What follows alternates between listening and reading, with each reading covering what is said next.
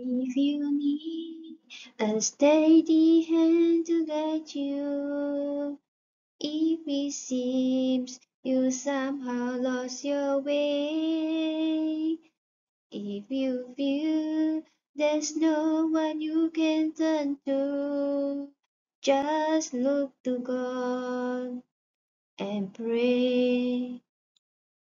On your knees or standing at the crossroads, late at night or in the light of day, in a crowd, a closet of a chapel, just look to God and pray. He is there when you're searching for the answers. He is there when you need a little grace.